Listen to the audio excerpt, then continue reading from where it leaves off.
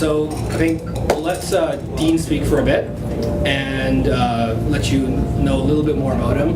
可以先让 Dean 说几句话，好让你认识他一下。Dean? I'd like to wish Angela a happy birthday. Thanks for sharing this day with us.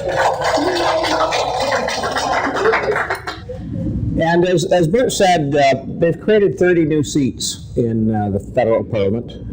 6 of those are in British Columbia, and one of those is right in our hometown in Cloverdale-Langley City. And I'm hoping to be the Conservative candidate in the next election. I'm hoping to be the Conservative MP after the next election. I wanted to talk a little bit today about why I'm running, because I think people's motivation matters. And I can't really talk about why I'm a Conservative without talking about my father. He died a few years ago, but my father was a hardworking man. He was a heavy-duty mechanic by trade. He ran an excavation and a demolition business. And he got up and went to work at 5 a.m. every morning of his life.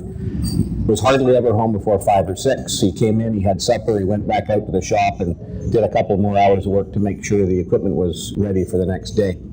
And, you know, as families do, my mother wasn't always in favor of how much he worked. And one day they were discussing that. I said, Dad, why do you work so hard? I was about 12 when this conversation happened, just to make that clear. And he said, well, son, you know, this is how much I make, and I got to pay 40% to the government, and this is how much the mortgage is, and this is how much food is. And I said, hold on a minute. 40% to the government? That seemed like a lot then, and it seems like a lot now. And it made me think about the way the country works. Now, that was 1976, and Pierre Trudeau was the Prime Minister. Some of you may have fond memories of Pierre Trudeau. He gave us a Charter of Rights and Freedoms. Nothing against the Charter, but I can tell you we actually did have rights and freedoms before that. But in the 1970s, Pierre Trudeau was mainly known for the man that messed up the Canadian economy. He raised taxes dramatically. He increased spending dramatically. He gave us an enormous deficit. And that helped form my thoughts about politics. Now, unlike my father, who was a hardworking man, Pierre Trudeau was not. He was born rich. He went to university. He traveled around. He dodged the Second World War. And then he traveled around some more.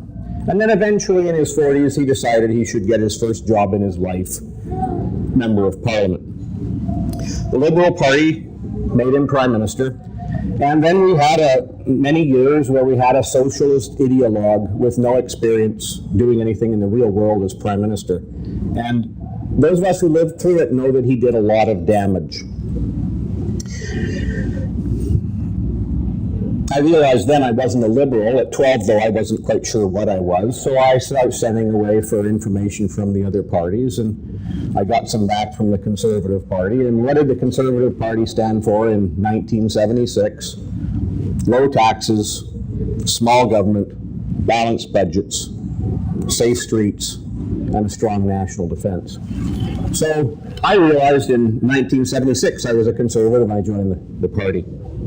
Now, I haven't changed my mind on any of those things, and neither has the Conservative Party. It's still what we stand for. So, why low taxes? Because we in the Conservative Party understand that leaving money in the pockets of the people who have earned it is the best thing we can do. They will always spend it more wisely than bureaucrats in Ottawa. Why small government? Well, if you want low taxes, you have to want small government, because you can't have big government and low taxes. So if you're a Conservative, you have to think that the government should be small as you can make it reasonably. Conservatives believe that the private sector does most things better than the public sector, and we're in favor of restraining the growth of government. Balanced budgets. To run a deficit is nothing more than to push our bills off onto our children. And I don't think most of us believe in stealing from our children. And deficits represent nothing more than an intergenerational Ponzi scheme where our children will be left holding the bag. Safer streets. We have safe streets in Canada. We're very lucky. But there are bad people out there doing harm. And when that is done, the Conservative Party, the party of Stephen Harper, they're on the side of victims, not the criminals. Strong national defense. We're lucky here in Canada. You know, we've got a couple of oceans protecting us and good neighbors to the south, but there are things going on in the world that are frightening today and troublesome, and we can't rely on the bad guys to restrain themselves. We never know when in some future we might have to restrain them, and we need to be ready for that. As a soldier, I know you don't create soldiers overnight. It takes a while, and that's why we need people in uniform ready to go with the skills and the training and the equipment, because we don't know what Mr. Putin's going to do or what the Islamic State's going to do. We just don't know, and we need to be ready for it, whatever it is. Now, those are things I believed in 1976 when I joined the party, and they're things I believe in today. So, why should you support me? Why should you want me as the Conservative candidate instead of someone else? And I would like to think that I've lived my values. So, as I said, I joined the Conservative Party in 1976. With me, you don't have to worry that I will be something else after I'm elected. I'm not a New Democrat, pretend I'm a Conservative. I'm not a Liberal, pretending I'm a Conservative. If you elect me as a Conservative member in the next House, you don't have to worry about waking up one day and finding out I've decided to be a Liberal, or even worse, an NDPer. As Bert said, I joined the Army when I was 17. I believe in a strong national defense, so I decided to do my part. I joined up. I thought it was a summer job. 33 years later, I'm still doing it. I guess I'm not a good quitter. But I've tried to do my part in that regard. Bert's talked about education, and I always have kind of mixed feelings about talking about that. Yeah, I got a bachelor's degree in economics, an MBA in France, and a PhD in business in England, and a couple of accounting designations. And I talk about that reluctantly because I know people who have education and they try to make the other guy feel dumb if they've got less, and I never, ever do that. Why would I bother to get all these degrees? Because I knew that if I someday wanted to go to Ottawa, I've been in Ottawa and I've seen the way the bureaucrats often talk to our members of parliament. We send good people there, Conservatives, but they don't always have a lot of education. Now, I don't think you need a PhD to be a Conservative. I think you just need 2 eyeballs and a brain. But we often send members of parliament there, and the bureaucrats sit across them and they say, oh, you just don't understand. Well, what does that mean? That's bureaucrat code speak for, I went to university, you didn't, so I can't explain it to you because you're not smart enough. And I never wanted to be in that position. If I go to Ottawa to represent you and the bureaucrats tell me I don't understand, I will say, no, you don't understand. I've spent quite a number of years in business. I've started probably 8 or 10 businesses. The largest one was a company called Checkwell Solutions. We essentially invented the background check in Canada. If you've ever applied for a job at Walmart or Loblaws or CIBC or Scotiabank or any of another 5,000 companies, you will have signed one of our forms, and we will have found out whether you've got a criminal record and good references, etc. We think we've done a fair bit to keep Canadians and their businesses safe in that regard. But for our purposes today, the important part is that by the time we sold it, it had 450 employees in 4 offices on 3 continents. And it was a fairly large and complex organization to run. And if you're going to send somebody to Ottawa to help Stephen Harper run the government, you should send somebody to Ottawa who has run a large, complex organization, because the government is a large, complex organization. There are skills that you learn from doing it that can't be replaced, and certainly not in a hurry if you're a new MP in Ottawa that's never actually run anything. I have worked in government. I had a couple of years working in the Prime Minister's office in the 1980s. My title was, the heck was it? Executive Assistant to a Senior Advisor to the Prime Minister. When I told my father that, he said, okay, so you're a flunky to a flunky. But my job could probably best be described as a expediter. So the things my boss wanted done, he gave me a list and I went and made sure that the various departments were doing the things he needed to have done. That gave me a great insight into how government works and how to get things done productively. I spent, as Bert said, 6 years on Langley Council. For 3 of those years, we had a majority on council, and I can tell you, being in power is a lot more fun than not being in power. And for 3 years, we got to run a government in a conservative manner. And so I'll tell you what we did. We froze taxes for 3 years in a row. We froze hiring for 3 years in a row. And because we froze hiring, we were able to freeze spending for 3 years in a row. Froze taxes, froze hiring, froze spending. The other guys, the other side, wanted to build a big new city hall. We didn't do that. Instead, we built ice rinks and swimming pools for families.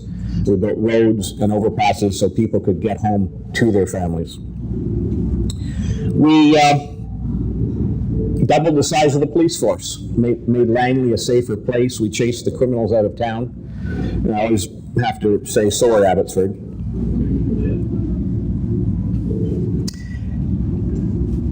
And if that wasn't enough, we decided we would also pay off the entire municipal debt. We left no debt for the next council. So I'm proud of that. I think those are the kind of things Conservatives should do. We had power. Those are the things we did.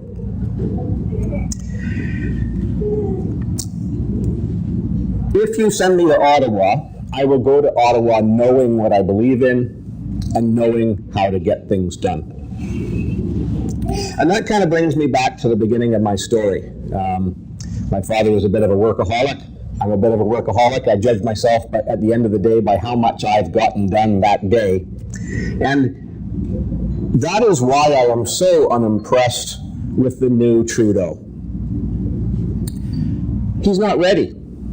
I don't think he'll ever be ready because he hasn't done any of the things men do to become men. He flopped around in university, he taught drama at a high school, he went windsurfing and boating and kayaking and whatever the heck else he did until he was in his mid-30s. And then he ran for Parliament because he thought he was ready to tell us how the country should be run. I don't think he was ready then, I don't think he's ready now. What has he done since then? He said a number of foolish things. So, not too long ago, they asked him what country in the world he admired most. His answer was Communist China.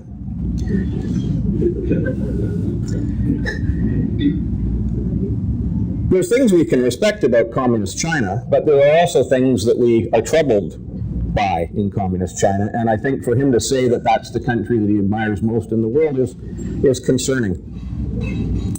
Not too long after that, they asked him if he was the Prime Minister, how would he balance the budget? He said, the budget will balance itself. Now, if there are any business people in the world, tell me, have your budgets balanced themselves? Have profits sort of sprung up unexpectedly? Have you found that there's just more money than you need? No, I don't think so. The truth is, it's hard to balance budgets. It's hard to run a government. It's hard to run a business because you have to say no sometimes. You have to set priorities. You have to do hard things. And I don't think young Mr. Trudeau has ever done a hard thing. Not too long after that, he came to BC, and in the first 2 cases, they asked him a question, which he answered badly. In the third case, no, he just came to BC and said, yeah, sometimes when I go to parties, people give me a joint and I smoke it. So, marijuana shouldn't be illegal. Well, I think a person could make a reasonable case for legalizing marijuana. And if he'd done that in a sensible way, I think I could have had some respect for him.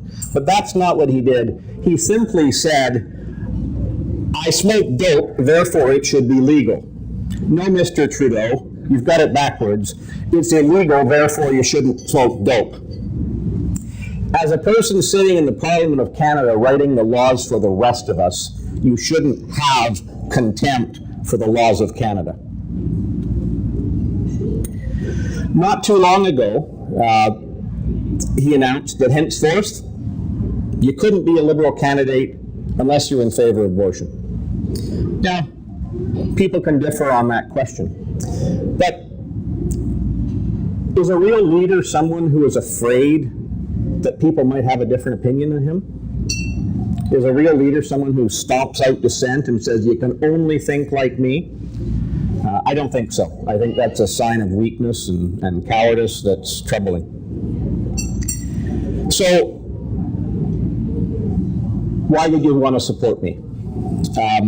If I go to Ottawa, I will be there working for hardworking, honest Canadians who are trying to make enough money to pay their taxes and take care of their families.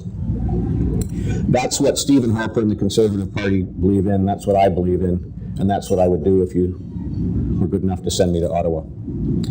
I thank you very much for your time. And Bert, do you want me to take questions, or? I think if you just want to go around afterwards. Okay, so we'll have our dinner. I won't stand between you and your dinner. We'll eat, and then if we can have a chat afterwards, that'd be great.